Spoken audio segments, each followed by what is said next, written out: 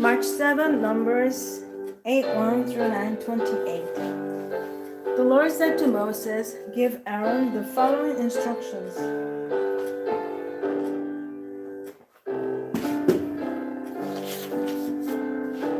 When you set up the 7 lamps in the lampstand, place them so their light shines forward in front of the lampstand." So Aaron did this. He set up the 7 lamps so they reflected their light forward, just as the Lord had commanded Moses. The entire lampstand, from its base to its decorative blossoms, was made of beaten gold. It was built according to the exact design the Lord had shown Moses. Then the Lord said to Moses, "Now set the Levites apart from the rest of the people of Israel and make them ceremonially clean. Do this by sprinkling them with the water of purification, and have them shave their entire body and wash their clothing, that they will be ceremonially clean. Have them bring a young bull and a grain offering of choice flour moistened with olive oil, along with a second young bull for a sin offering.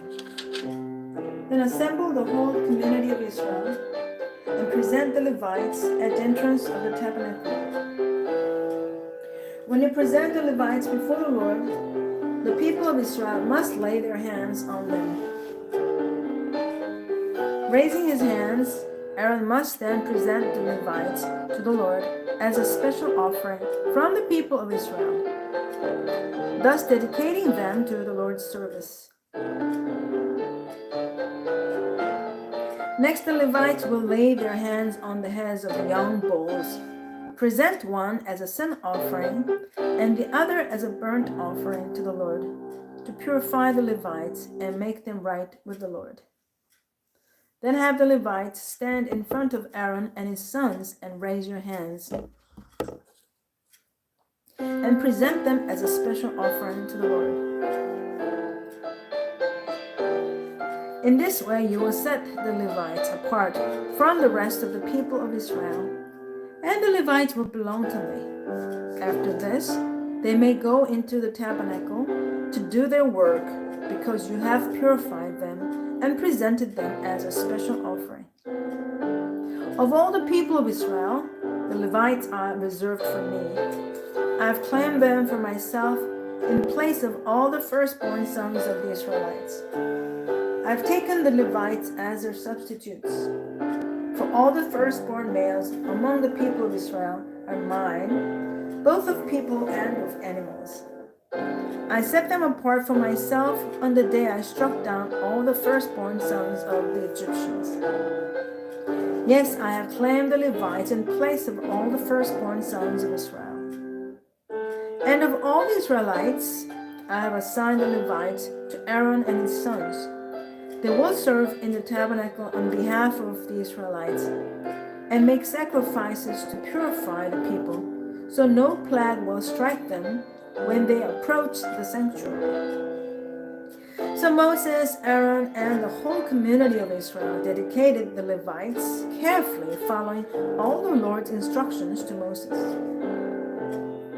The Levites purified themselves from sin and washed their clothes, and Aaron lifted them up and presented them to the Lord as a special offering. He then offered a sacrifice to purify them and make them right with the Lord. After that, the Levites went into the tabernacle to perform their duties, assisting Aaron and his sons. So they carried out all the commands that the Lord gave Moses concerning the Levites. The Lord also instructed Moses, "This is the rule the Levites must follow. They must begin serving in the tabernacle at the age of 25, and they must retire at the age of 50. After retirement, they may assist their fellow Levites by serving as guards at the tabernacle, but they may not officiate in the service. This is how you must assign duties to the Levites." A year after Israel's departure from Egypt, the Lord spoke to Moses in the wilderness of Sinai. In the first month of that year, he said, Tell the Israelites to celebrate the Passover at the prescribed time, at twilight on the 14th day of the first month.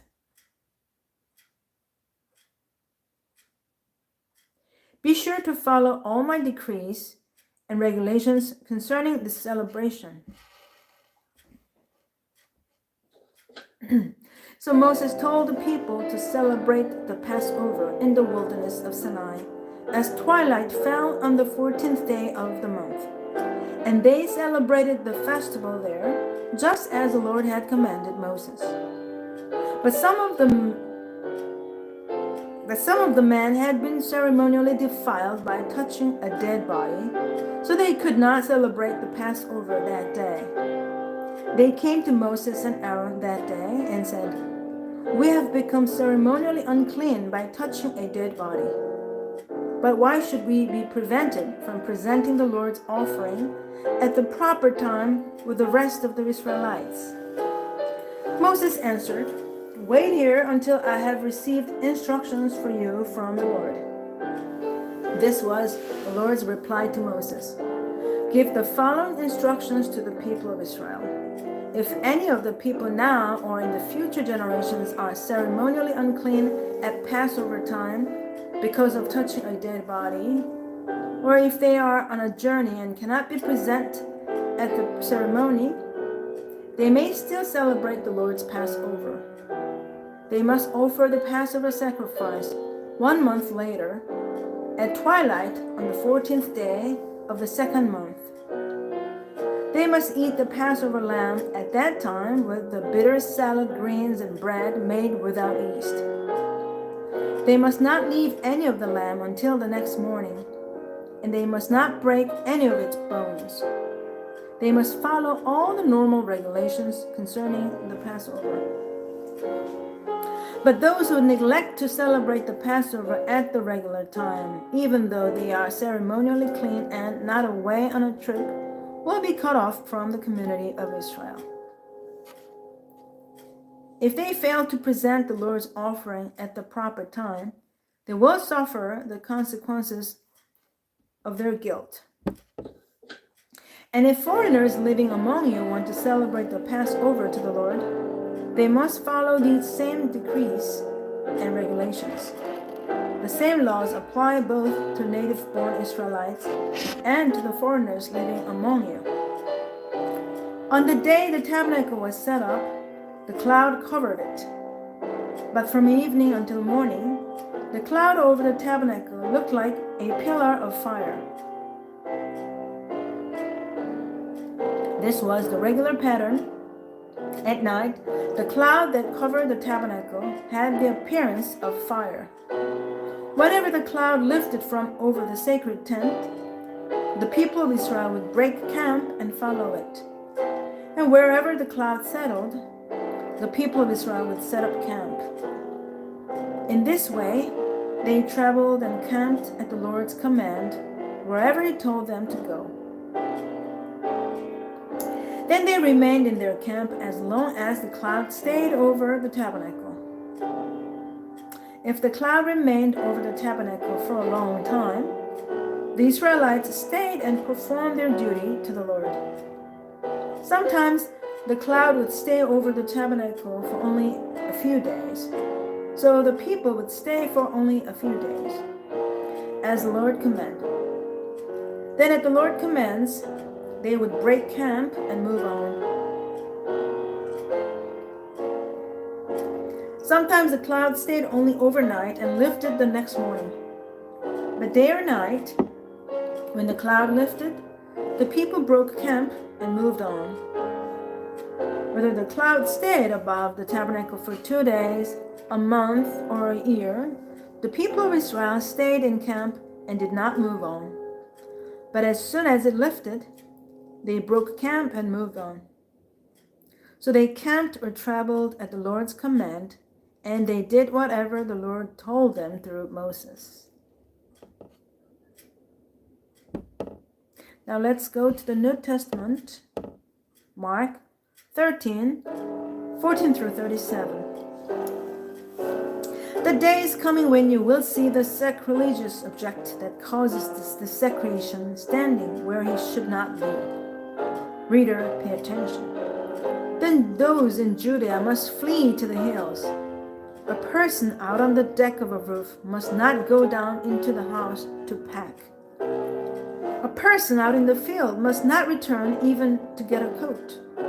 How terrible it will be for pregnant women and for nursing mothers in those days. And pray that your flight will not be in winter. For there will be greater anguish in those days than at any time since God created the world. And it'll never be so great again. In fact, unless the Lord shortens that time of calamity, not a single person will survive. But for the sake of his chosen ones, he had shortened those days. Then if anyone tells you, "Look, here is the Messiah," or "There he is," don't believe it. For false messiahs and false prophets will rise up and perform signs and wonders so as to deceive, if possible, even God's chosen ones. Watch out. I've warned you about this ahead of time. At that time, after the anguish of those days, the sun will be darkened, the moon will give no light, the stars will fall from the sky, and the powers in the heavens will be shaken. Then everyone will see the Son of Man coming on the clouds with great power and glory. And he will send out his angels to gather his chosen ones from all over the world, from the farthest ends of the earth and heaven. Now learn a lesson from the fig tree.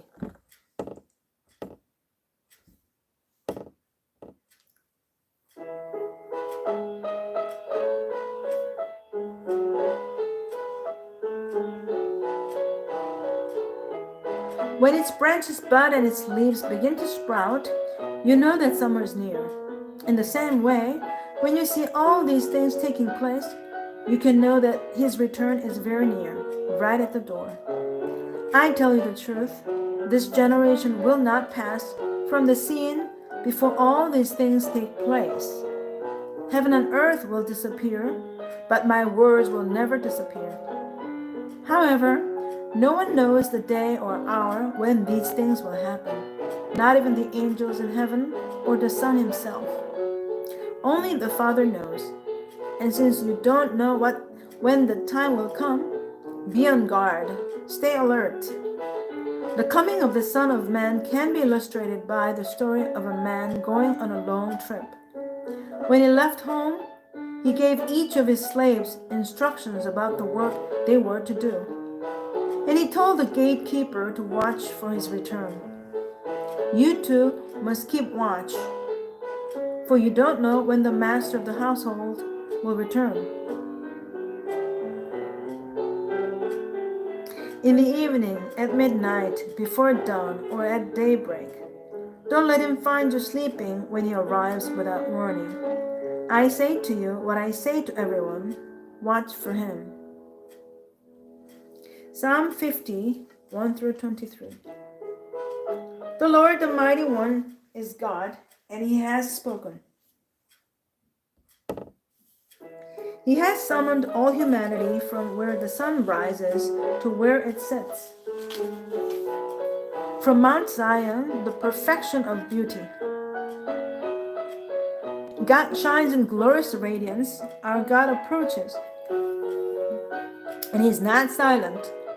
Fire devours everything in his way, and the great storm rages around him. He calls on the heavens above and earth below to witness the judgment of his people. Bring my faithful people to me, those who made a covenant with me by giving sacrifices. Then let the heavens proclaim his justice, for God himself will be the judge. O my people, listen as I speak. Here are my charges against you, O Israel. I am God, your God. I have no complaint about your sacrifices or the burnt offerings you constantly offer. But I do not need the bulls from your barns or the goats from your pens. For all the animals of the forest are mine, and I own the cattle on 1,000 hills. I know every bird on the mountains, and all the animals of the field are mine. If I were hungry, I would not tell you, for all the world is mine and everything in it. Do I eat the meat of bulls? Do I drink the blood of goats? Make thankfulness your sacrifice to God, and keep the vows you made to the Most High. Then call on me when you are in trouble, and I will rescue you, and you will give me glory.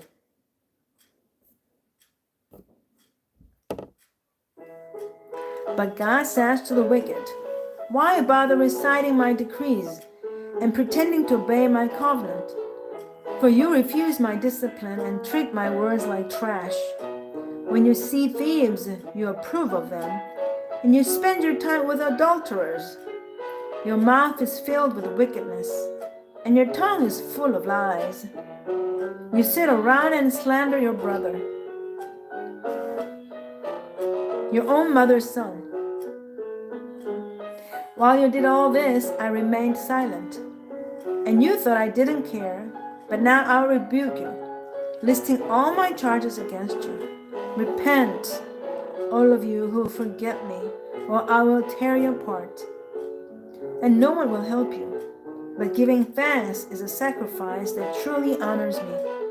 If you keep to my path, I'll reveal to you the salvation of God.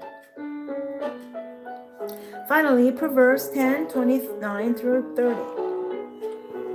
The way of the Lord is a stronghold to those with integrity, but it destroys the wicked. The godly will never be disturbed, but the wicked will be removed from the land. Amen. This is the end of the Bible reading daily. Thanks for joining me. Have a great day and see you tomorrow.